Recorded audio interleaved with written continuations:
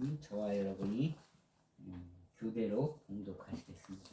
제가 홀수절 읽고 짝수절은 다 함께 읽겠습니다. 여호와께서 시내산에서 모세에게 말씀하여 이르시되 이스라엘 자손에게 말하여이르라. 너희는 내가 너희에게 주는 땅에 들어간 후에 그 땅으로 여호와 앞에 안식하게 하라. 너는 6년 동안 그 밭에 파종하며 6년 동안 그 포도원을 가꾸어 그 소출을 거둘 것이나 일곱째 해에는 그 땅이 쉬어 안식하게 할지니 여호와께 대한 안식이라. 너는 그 밭에 파종하거나 포도원을 가꾸지 말며 네가 거둔 후에 자라난 것을 거두지 말고 가꾸지 아니한 포도나무가 맺은 열매를 거두지 말라. 이는 땅의 안식년입니다. 안식년의 소출은 너희가 먹을 것이니 너와 내 남종과 내 여종과 내 품꾼과 너와 함께 거류하는 자들과 내 가축과 내 땅에 있는 들짐승들이 다 그 소출로 먹을 것을 삼을지니라. 너는 일곱 안식년을 계수할지니 이는 7년이 7번인즉 안식년 7번 동안 곧 49년이라. 일곱째 달 열흘날은 속죄일이니 너는 뿔나팔 소리를 내되 전국에서 뿔나팔을 크게 불지며 너희는 50년째 해를 거룩하게 하여 그 땅에 있는 모든 주민을 위하여 자유를 공포하라. 이 해는 너희에게 희년이니 너희는 각각 자기의 소유지로 돌아가며 각각 자기의 가족에게로 돌아갈지며 그 50년째 해는 너희의 희년이니 너희는 파종하지 말며 스스로 난 것을 거두지 말며 가꾸지 아니한 포도를 거두지 말라. 이는 희년이니 너희에게 거룩함이니라. 너희는 밭의 소출을 먹으리라. 아멘. 우리 원래 신토교회의 숨은 이름입니다. 원래 신토교회가 그 가로치고 신토교회라고 이제 겉으로 불려지는데, 우리 교회 신토교회가 원래 개척 처음에 시작됐을 때 그 이름을 희년교회로 짓고 싶었어요. 그런데 이제 발음이 희년교회 그러면 욕하는 것 같아가지고 오해를 받을까봐 그래서 신토교회로 지은 겁니다. 원래는 우리 신토교회 성도들은 신토교회 괄호치고 희년교회 그렇게 이해하면 좋겠습니다. 이 희년교회라고 이름을 짓게 된 배경이 되는 오늘 말씀인데요. 신구약 성경 우리 그리스도인들은 신구약 성경의 중심 사상이 하나님의 나라라고 다들 알고 있죠. 신구약 성경의 중심 사상은 하나님 나라. 예수께서 이 땅에 오신 목적도 하나님의 나라를 이루시기 위함입니다.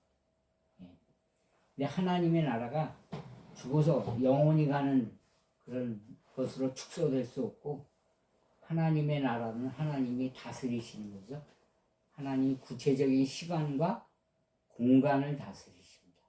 그렇게 하나님 나라가 구체적인 시간과 공간을 통해서 드러나는데 특별히 하나님의 나라가 시간을 통해서 어떻게 드러나는가 하는 것을 잘 보여주는 그런 기념일이 안식일, 안식년 또한 희년입니다. 오늘 1절에 보면 여호와께서 시내산에서 모세에게 말씀하여 이르시되라는 말씀이 나옵니다. 여기 25장 원래 1절부터 55절까지 내용은 안식년과 희년에 관한 규정을 절정이라고 볼 수 있습니다. 원래 안식년과 희년에 관한 규정은 이 레위기 23장에서 시작이 되고 안식에 관한 율법을 마무리합니다. 근데 안식년 원리는 사람이 그 7일마다 안식을 얻듯이 이 땅도 7년마다 안식을 얻어야 한다는 것입니다.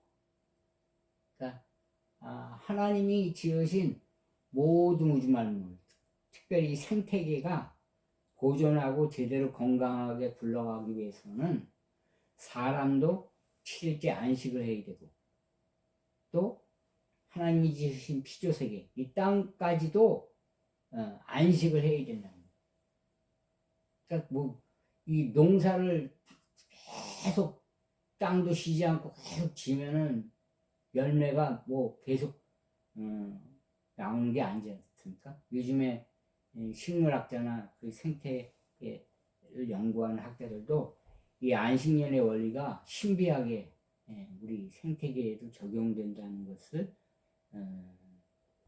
밝혀진 바가 있습니다. 우리 사람 몸도 그렇잖아요. 사람 몸도 대학교 교수들도 그 안식년 제도가 사실 기독교 신학대학에서 먼저 시작했는데, 지금 서울대학이나 다른 대학들도 이 안식년 제도를 도입을 해서 안식년이 되면은 연구할 수 있는 기간도 주고 휴식 시간도 포함해서 그렇게 안식년을 주지 않습니까? 그러니까 이 성경적인 이 성경 이 레위기 25장에 나온 이 말씀이 우리의 삶에 그 근간을 이루는 원리로 작용되고 있는 것을 잘 보여줍니다. 그래서 여호와께서 신의 산은 하나님께서 모세를 만나 주신 그 언약을 맺은 대표적인 산입니다. 예수님도 나중에 산상수, 산에서 말씀하시잖아요. 그 새로운 모세로. 근데 기본 모세가 신의 산에서 모세에게 하나님께서 말씀하셨어요. 어떤 말씀하셨냐면 2절에 보면 이스라엘 자손에게 말하여 이르라. 너희는 내가 너희에게 주는 땅에 들어간 후에 그 땅으로 여호와 앞에 안식하게 하라.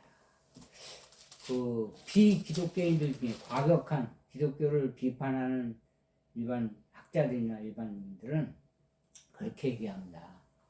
하나님을 그 이스라엘의 부족신 정도로 여겨요. 사막신이다. 왜 이스라엘이 섬기는 그런 신을 우리가 섬겨야 되느냐. 그렇게 비아냥거리고 비판하는 사람이 있어요. 근데 성경에 나오는 이스라엘은 오늘날 그런 정치적인 물리적으로 저기에 자리 잡고 있는 이스라엘을 말하는 게 아닙니다. 혈통적인 이스라엘을 말하는 게 아니라 이스라엘이라는 것은 하나님이 세우신 하나님의 복의 통로가 되도록 하나님이 표본으로 모델로 세운 하나의 파라다임으로 세운 그런 그 나라에 불과해요. 그 이스라엘을 통해서 다른 모든 나라가 하나님의 나라에 통합될 수 있도록 도구로 사용하신 것 뿐이에요. 그렇기 때문에 이스라엘이 무슨 특별한 위치를 갖는 게 아닙니다. 단순히 하나님의 축복의 통로가 되었다는 것이죠. 그래서 이스라엘 자손에게 말하는 거예요. 이스라엘 자손을 통해서 하나님의 그 원대한 뜻이 가도록 그렇게 의도하신 것이죠. 이스라엘 자손에게 말하여 이르라. 너희는 내가 너희에게 주는 땅에 들어간 후에, 너희에게 주는 땅이 어디예요? 가나안 땅, 약속의 땅. 이스라엘은 지금 애굽에서 400년 동안 노예 생활을 하다가 탈출해서 이제 하나님께서 주신 땅에 정착해 들어가서 하나님이 주신 복을 누리며 살도록 그렇게 하나님이 기획을 하신 거예요. 그래서 하나님이 주신 여기에 너희에게 주는 땅이랑 하나님이 선물로 주신 땅을 말합니다. 하나님이 선물로 주신 땅에 들어간 후에 그 땅으로 여호와 앞에 안식하게 하라. 하나님이 선물로 주신 땅에 들어가서 이 하나님의 백성인 이스라엘 자손들이 해야 할 일이, 첫 번째 해야 할 일이 뭐라고요? 여호와 앞에서 그 땅으로 안식하게 하라. 사람만 안식하는 게 아니라 그 땅도 안식하게 하라. 지금 하나님이 지으신 피조계를 이 기후위기를 비롯해서 얼마나 인간들이 망가뜨렸으면 지금 이 기후위기를 비롯한 이 생태계가 우리 사람들을 보복을 합니까? 지진도 마찬가지죠. 그런 의미에서 많은 사람들이 피해를 당하고 터키, 튀르키예라고 그러죠. 튀르키예. 터키 사람들은 터키라고 하면 싫어한대요. 튀르키예라고 해요. 튀르키예 또 지금 많은 피해를 입었지만 거기 못지않게 또 바울이 바울 사도가 그 다마스커스 다메섹 성경에 나온 다메섹 거기서 예수님을 만났지 않습니까? 그 다메섹이라는 도시가 있는 시리아도 지금 말도 못하게 지금 그 지진 피해가 심하죠. 더더군다나 거기는 내전 때문에 지금 피해가 심한 그 반군들이 있는 거기에는 제대로 보급품이 제대로 그 생필품이 들어가지 못해서 유엔에서 지금 그 고민 중에 있다고 하죠. 어떻든 그 생태계 전체가 회복되는 것도 안식하게 하는 것도 하나님의 뜻이에요. 사람만 하나님이 그 영혼만 구원하는 것이 하나님의 나라가 아니라 사람이 거하는 땅을 포함한 생태계가 진정한 안식을 거두는 그것이 하나님 나라의 목표예요. 그래서 여기 여호와 앞에 안식하게 하라 라고 명령을 하셨던 겁니다.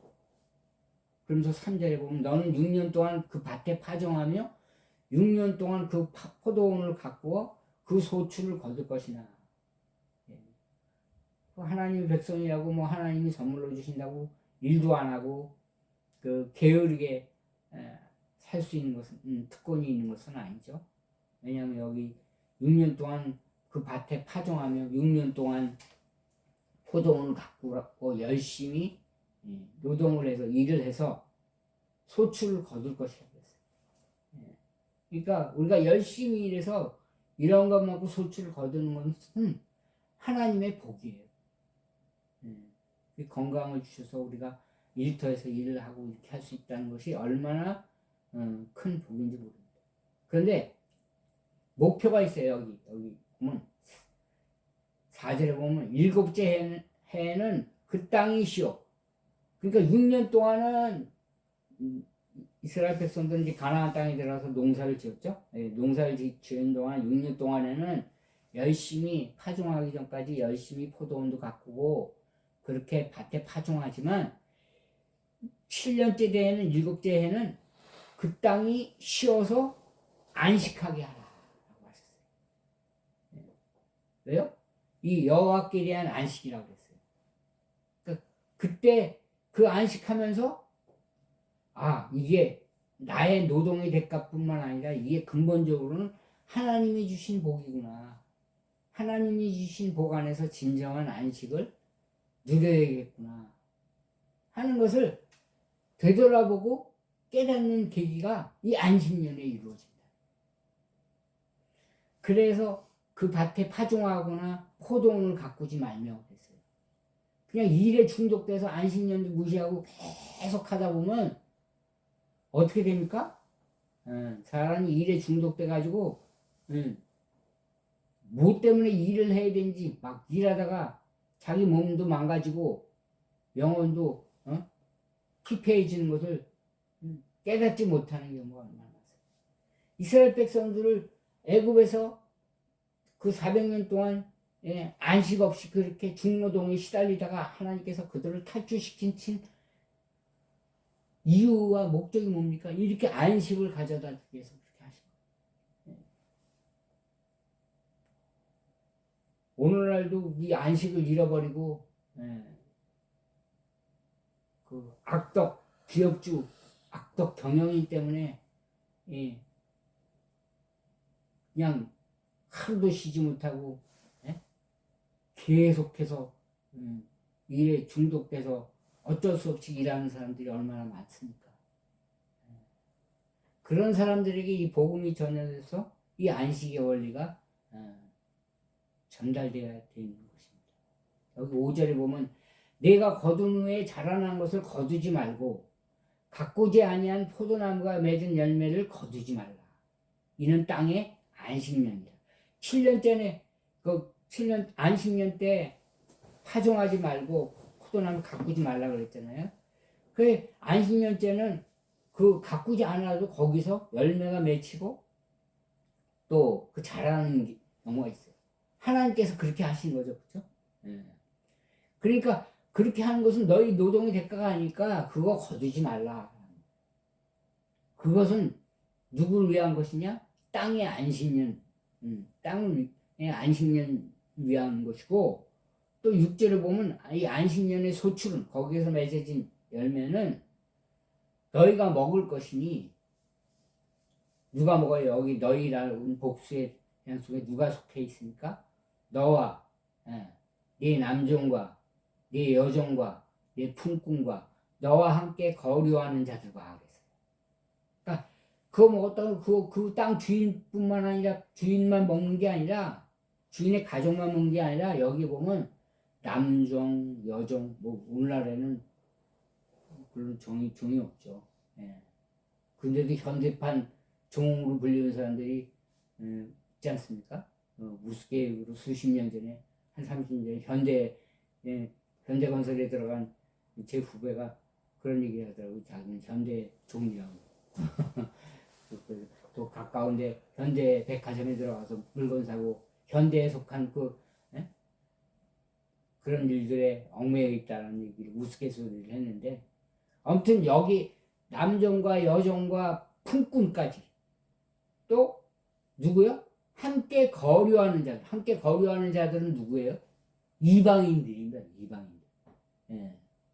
외국에서 도망쳐서 들어온 사람들. 그런 사람들까지라도 함께 거류하는 자들을 지나가는 나그네일 수도 있죠. 함께 거류하는 자들이.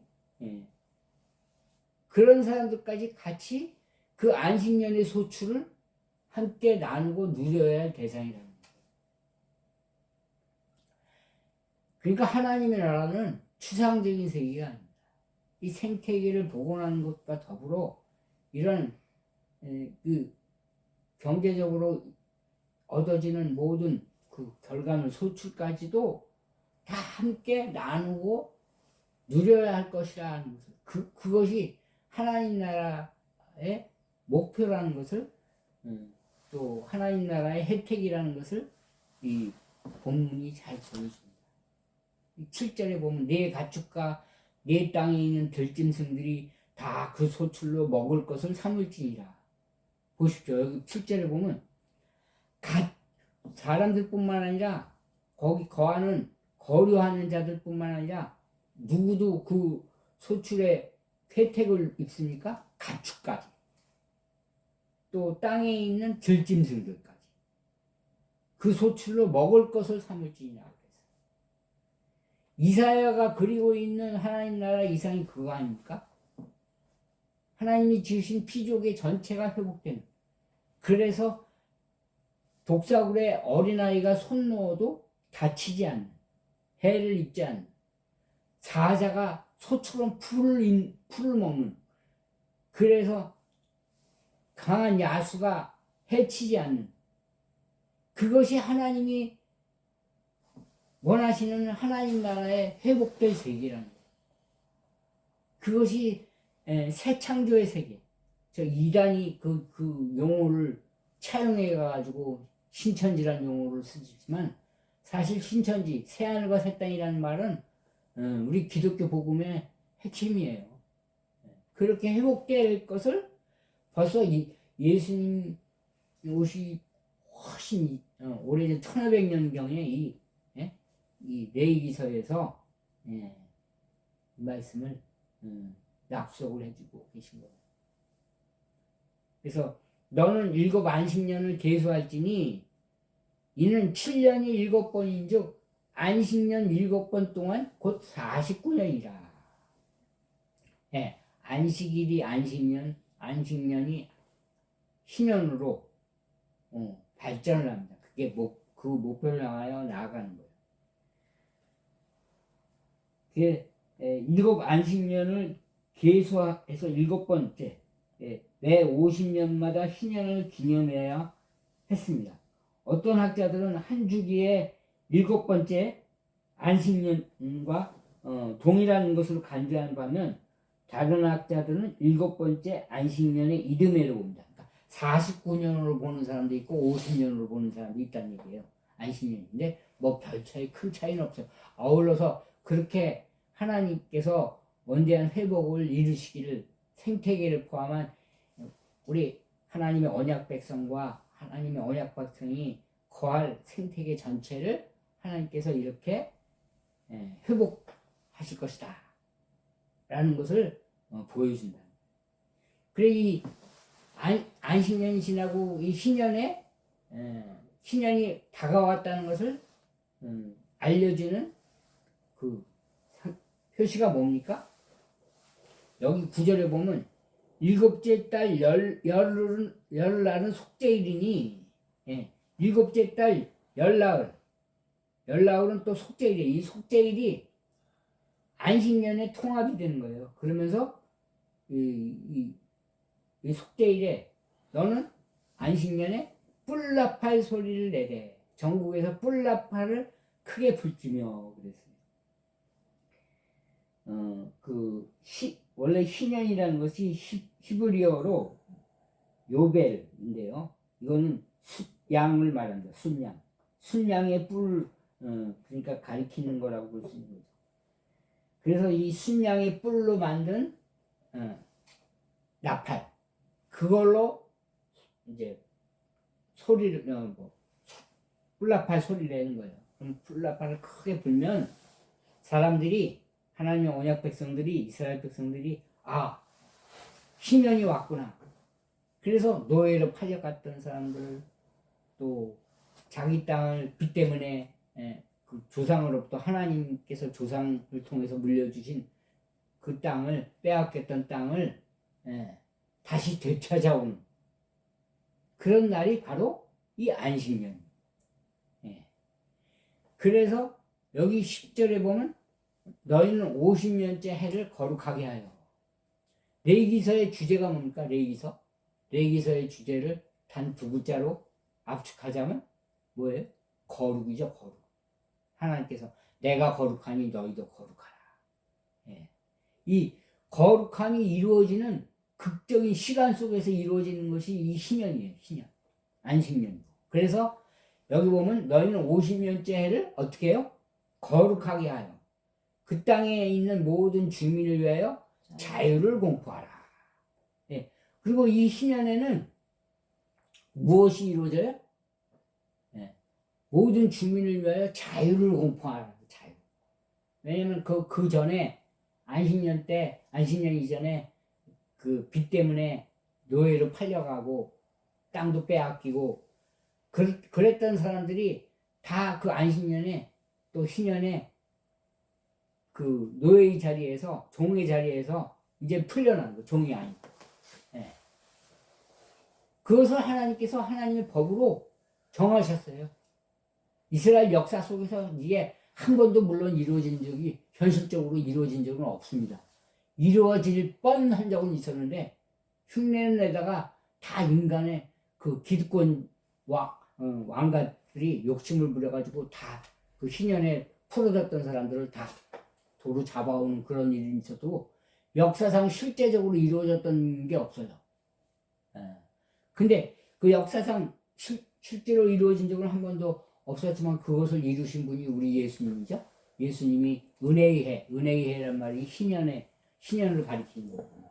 예수님이 메시아로 하나님의 아들 메시아로 누가복음 4장에 보면 취임하실 때 이 레위기 25장에 나온 말씀 또 이사야 61장에 이 레위기서 25장을 인용한 이 말씀을 성취하는 의미로 메시아 취임식을 하실 때 이 말씀 이 배경이 되죠. 그래서 자유를 공포하라. 그래서 이 해는 너희에게 신년이니 너희는 각각 자기의 소유주로 돌아가는 거. 그래서요 단순히 기독교는 영혼 구원만이 아니라 이런 사회적인 성격도 떠요. 사회적인 구원도 함의하는 거예요. 왜냐하면 노예로 팔렸던, 종으로 팔렸던 사람들에게 진정한 자유가 선포됩니다. 그래서 일제시대 당시에는 이런 본문이 교회에서 읽혀지거나 설교되면 일본 순사가 뒤에 있다가 목사를 잡아갔어요. 왜냐하면 이 해방을 얘기하고 자유를 선포하니까. 예. 근데 기독교 복음이 이처럼 사회적인 성격도 갖고 있다는 거예요. 그래서 이 신년이 되면 그래서 어떻게 되면 무슨 일이 일어납니까?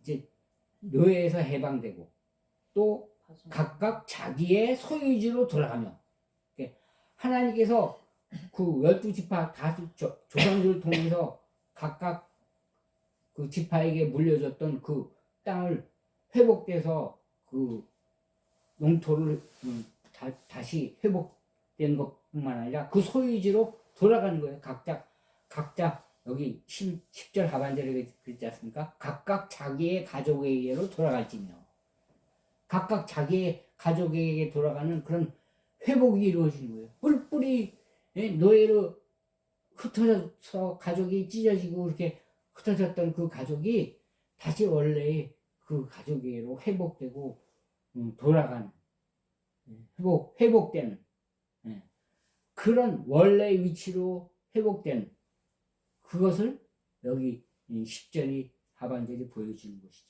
그래서 11절 보면 그 50년째 해는 너희의 희년이니 너희의 희년 하나님 희년이 아니라 너희의 희년 너희는 파종하지 말며 스스로 난 것을 거두지 말며 가꾸지 아니한 포도를 거두지 말라. 이게 두 번씩 초반에도 나오고 11절에도 나오지 않습니까?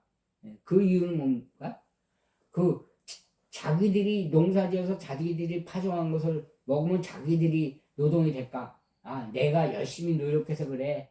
그렇게 착각하고 살겠지만 신년에 또 안신년에 본인들이 파종하지 않았는데도 거기서 나온 열매나 이런 소출을 보면 하나님께서 우리의 노동이 아니라도 하나님이 얼마든지 우리를 먹여 살리실 수 있고 이렇게 땅을 회복시키실 분이 우리 하나님이시구나. 창조주 하나님이시구나. 하는 것을 그 안식년이나 신년에 소출을 보고 열매 난 것을 보고 깨닫게 된다는 거예요. 네. 그래서 12절 보면 이는 희년이니 너희에게 거룩함이라. 네. 그러니까 이 거룩함이 이루어지는 그것이 시간적으로 이루어지는 것이 희년이고 공간적으로 이루어지는 것은 그 안식의 땅, 그 모델하우스라고 할 수 있는 가나안 땅이지만 더 궁극적으로 나가서 새 예루살렘과 새 땅에서 그것이 공간적으로도 이루어진다. 네. 그 이루어져서 하나님의 거룩함이 온 세상을 완전히 뒤덮는 거죠. 그렇죠? 하나님이 거룩하신 것처럼 우리 사람도 거룩하고 또 생태계까지도 거룩해지는 거룩해진다는 게 뭐예요? 하나님 성품을 닮아간다는 거죠. 그래서 모든 것이 회복되는 거예요. 서로 막 악당에서 뺏고 빼앗는 그런 약육강식의 세계가 아니라 모든 것이 하나님이 지으신 그 하나님의 자비로우신 하나님의 거룩한 성품으로 변화되는 성화되는 그런 놀라운 생태계 그것을 레위기 25장이 보여주고 있다는 것입니다. 그래서 12절에 너희는 밭의 소출을 먹으리라. 그 창세기 3장에서 타락해서 먹지 못했던 무슨 나무요? 생명의 나무를 계시록에 가면 예수님께서 재림하실 때 어떻게 됩니까? 다 우리가 생명나무를 먹게 되잖아요. 그런 것들이 이 레위기서 25장에 이미 이 레위기서 25장이 그걸 배태하고 있는 거예요. 다 함의하고 있는 것입니다.